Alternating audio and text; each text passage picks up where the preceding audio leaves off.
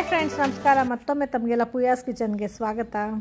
ಇವತ್ತು ನಾವು ಸಾಂಪ್ರದಾಯಿಕ ಅಡುಗೆಗಳಲ್ಲಿ ಒಂದಾದಂಥ ಕುಟ್ಟ ಅವಲಕ್ಕಿ ಮಾಡೋದು ಹೇಗೆ ಅಂತ ನೋಡೋಣ.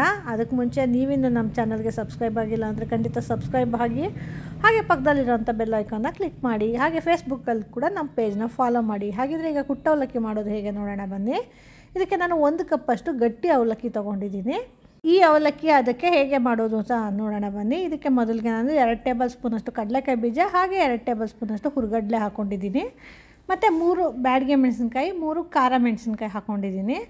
ಈ ಎಲ್ಲ ಪದಾರ್ಥಗಳನ್ನೂ ಒಳ್ಳೆ ಘಮ ಬರೋ ರೀತಿ ಹುರ್ಕೋಬೇಕು. ಇಲ್ಲಿ ಖಾರಕ್ಕೆ ನಾನು ಮೀಡಿಯಮ್ ಖಾರಕ್ಕೆ ಹಾಕ್ಕೊಂಡಿದ್ದೀನಿ. ಖಾರ ಹೆಚ್ಚು ಅಥವಾ ಕಡಿಮೆ ಬೇಕು ಅನ್ನೋರು ನಿಮ್ಮ ಖಾರಕ್ಕೆ ಅನುಗುಣವಾಗಿ ಈ ಮೆಣಸಿನ್ಕಾಯಿನ ಹಾಕ್ಕೋಬೋದು. ಇದೆಲ್ಲ ಒಳ್ಳೆ ಘಮ ಬರೋ ರೀತಿ ಡ್ರೈ ರೋಸ್ಟ್ ಮಾಡ್ಕೋಬೇಕು. ಎಣ್ಣೆ ಏನು ಹಾಕ್ಕೊಳ್ಳೋದು ಬೇಕಿಲ್ಲ. ಇದು ಚೆನ್ನಾಗಿ ಒಳ್ಳೆ ಘಮ ಬರೋಕ್ಕೆ ಶುರು ಆದ ನಂತರ ಇದಕ್ಕೆ 3 ಟೇಬಲ್ ಸ್ಪೂನಷ್ಟು ಒಣ ಕೊಬ್ಬರಿ ತುರಿನ ಹಾಕ್ಕೊಂಡಿದ್ದೀನಿ. ಇದನ್ನ ಕೂಡ ಅಷ್ಟೇ ಚೆನ್ನಾಗಿ ಫ್ರೈ ಮಾಡ್ಕೋಬೇಕು. ಇದು ಒಳ್ಳೆ ಘಮ ಬರೋ ರೀತಿ ಹುರ್ಕೊಂಡು ನಂತರ ಸ್ಟವ್ ಆಫ್ ಮಾಡ್ಕೊಂಬಿಟ್ಟಿದ್ದೀನಿ. ಇಲ್ಲಿ ಸ್ಟವ್ ಆಫ್ ಮಾಡಿಕೊಂಡು ನಂತರ 1 ಗೋಲಿ ಗಾತ್ರದಷ್ಟು ಹುಣಸೆ ಹಣ್ಣನ್ನ ಸಣ್ಣ ಸಣ್ಣ ತುಂಡಾಗಿ ಕಟ್ ಮಾಡಿಕೊಂಡು ಹಾಕ್ಕೊಂಡಿದ್ದೀನಿ. ಹಾಗೆ ಇದನ್ನು ಮಿಕ್ಸ್ ಮಾಡಿದ್ದು ಸ್ವಲ್ಪ ತಣ್ಣಗಾಗೋದಕ್ಕೆ ಬಿಡೋಣ. ಇಲ್ಲಿರೋಂಥ ಬಿಸಿಗೆ ಹುಣಸೆಹಣ್ಣು ಮೆತ್ತಗಾಗುತ್ತೆ. ಹಾಗಾಗಿ ಇದು ಸ್ವಲ್ಪ ತಣ್ಣಗಾಗಲಿ. ಅಷ್ಟೊತ್ತಿಗೆ ನಾನು ಮಿಕ್ಸಿಗೆ ಈ ತೆಗೆದಿಟ್ಕೊಂಡಿರೋಂಥ ಅವಲಕ್ಕಿನ 1 ಕಪ್ಪಷ್ಟು ಅವಲಕ್ಕಿನ ಮಿಕ್ಸಿ ಜಾರಿಗೆ ಹಾಕ್ಕೊಂಡು ಅದ್ರ ಜೊತೆಗೆ 1 ಟೀ ಸ್ಪೂನಷ್ಟು ಜೀರಿಗೆ ಹಾಕ್ಕೊಂಡು ಪುಡಿ ಮಾಡ್ಕೊತಾ ಇದ್ದೀನಿ. ಇದು ತುಂಬ ನೈಸ್ ಪೌಡ್ರ್ ಮಾಡೋದೇನು ಬೇಡ, ಸ್ವಲ್ಪ ತರ್ತರಿಯಾಗಿ ಪುಡಿ ಮಾಡಿಕೊಂಡ್ರೆ ಸಾಕಾಗುತ್ತೆ. ನೋಡಿ, ಇಲ್ಲಿ ತರ್ತರಿಯಾಗಿ ಇದೆ. ಈಗ ಈ ಹುರ್ಕೊಂಡಿರೋಂಥ ಪದಾರ್ಥ ಎಲ್ಲ ತಣ್ಣಗಾಗಿದೆ. ಹಾಗಾಗಿ ಪುಡಿ ಮಾಡಿರೋಂಥ ಅವಲಕ್ಕಿಗೆ ಇದನ್ನು ಸೇರಿಸ್ಕೊಳ್ತಾ ಇದ್ದೀನಿ. ಈಗ ಇದೆಲ್ಲ ಸೇರಿಸ್ಕೊಂಡು ನಂತರ ರುಚಿಗೆ ತಕ್ಕಷ್ಟು ಉಪ್ಪು ಹಾಕ್ಕೊಂಡಿದ್ದೀನಿ. ಹಾಗೆ 1 ಟೇಬಲ್ ಸ್ಪೂನಷ್ಟು ಬೆಲ್ಲನ ಪುಡಿ ಮಾಡಿ ಹಾಕ್ಕೊಂಡಿದ್ದೀನಿ.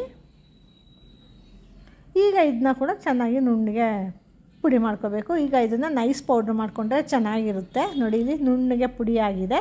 ಈಗ ಇದನ್ನು ಪಕ್ಕಕ್ಕಿಟ್ಟು ಒಗ್ಗರಣೆಗೆ ಸಿದ್ಧ ಮಾಡ್ಕೊಳ್ಳೋಣ ಬನ್ನಿ. ಇಲ್ಲಿ ಒಗ್ಗರಣೆಗೆ ನಾನು 2 ಟೇಬಲ್ ಸ್ಪೂನಷ್ಟು ಎಣ್ಣೆ ತೊಗೊಂಡಿದ್ದೀನಿ. ಈ ಎಣ್ಣೆ ಕಾದ ನಂತರ ಇದಕ್ಕೆ 1 ಟೀ ಸ್ಪೂನಷ್ಟು ಸಾಸಿವೆ ಹಾಕ್ಕೊಂಡಿದ್ದೀನಿ. ಈ ಸಾಸಿವೆ ಸ್ವಲ್ಪ ಸಿಡಿದ ನಂತರ 1 ಟೇಬಲ್ ಸ್ಪೂನಷ್ಟು ಉದ್ದಿನಬೇಳೆ, ಹಾಗೆ 1 ಟೇಬಲ್ ಸ್ಪೂನಷ್ಟು ಕಡಲೆಕಾಯಿ ಬೀಜ ಹಾಕ್ಕೊಂಡಿದ್ದೀನಿ.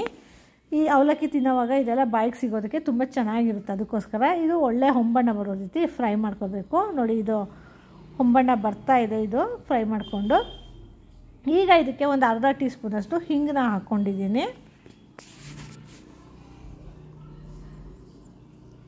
ಈ ಹಿಂಗನ್ನ ಸೇರಿಸ್ಕೊಂಡು ಅದನ್ನ ಕೂಡ ಚೆನ್ನಾಗಿ ಮಿಕ್ಸ್ ಮಾಡಿಕೊಂಡು ನಂತರ 1/2 ಟೀ ಸ್ಪೂನಷ್ಟು ಅರಿಶಿನ ಹಾಕ್ಕೊಂಡಿದ್ದೀನಿ. ಇಲ್ಲಿ ಅರಿಶಿನ ಒಗ್ಗರಣೆಗಾದರೂ ಹಾಕ್ಕೋಬೋದು ಅಥವಾ ಪುಡಿ ಮಾಡುವಾಗಾದರೂ ಹಾಕ್ಕೋಬೋದು. ಆದರೆ ಒಗ್ಗರಣೆಗೆ ಹಾಕ್ಕೊಂಡ್ರೆ ಅದು ಚೆನ್ನಾಗಿ ಕಲರ್ ಬಿಟ್ಕೊಳ್ಳುತ್ತೆ. ಅದಕ್ಕೋಸ್ಕರ ಹಾಗೆ 1-2 ಕಡ್ಡಿಯಷ್ಟು ಕರಿಬೇವು ಕೂಡ ಹಾಕ್ಕೊಂಡಿದ್ದೀನಿ. ಮತ್ತು 2 ಬ್ಯಾಡಗೆ ಮೆಣಸಿನ್ಕಾಯಿನ ಸಣ್ಣದಾಗಿ ಮುರಿದು ಹಾಕ್ಕೊಂಡಿದ್ದೀನಿ. ಈ ಎಲ್ಲ ಪದಾರ್ಥಗಳನ್ನು ಚೆನ್ನಾಗಿ ಮಿಕ್ಸ್ ಮಾಡಿ ನಂತರ 3 ಟೇಬಲ್ ಸ್ಪೂನ್ ಆಗೋಷ್ಟು ಒಣ ಕೊಬ್ಬರಿ ತುರಿನ ಕೂಡ ಹಾಕ್ಕೊಂಡಿದ್ದೀನಿ ನಾನು. ಈ ಒಣ ಕೊಬ್ಬರಿ ತುರಿನ ಹಾಕ್ಕೊಳ್ಳೋದ್ರಿಂದ ಅದು ಅವಲಕ್ಕಿ ತಿನ್ನೋವಾಗ ಸಿಕ್ಕಿದಾಗ ಬಾಯಿಗೆ ತುಂಬ ಚೆನ್ನಾಗಿರುತ್ತೆ. ಈ ರೀತಿ ತುರಿಗಾದರೂ ಹಾಕ್ಕೋಬೋದು ಅಥವಾ ಕೊಬ್ಬರಿ ಇಷ್ಟಪಡೋರು ಸಣ್ಣದಾಗಿ ಸ್ಲೈಸ್ ಮಾಡಿ ಕೊಬ್ಬರಿ ಪೀಸ್ಗಳನ್ನ ಕೂಡ ಹಾಕ್ಕೋಬೋದು. ಅದು ಕೂಡ ಚೆನ್ನಾಗಿರುತ್ತೆ.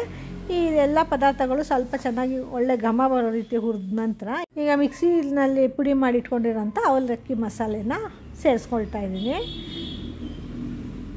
ಈ ರೀತಿ ಸೇರಿಸ್ಕೊಂಡು ಈ ಒಗ್ಗರಣೆ ಎಲ್ಲ ಚೆನ್ನಾಗಿ ಹೊಂದ್ಕೊಳ್ಳೋ ರೀತಿ ಚೆನ್ನಾಗಿ ಮಿಕ್ಸ್ ಮಾಡ್ಕೋಬೇಕು ಇದನ್ನು.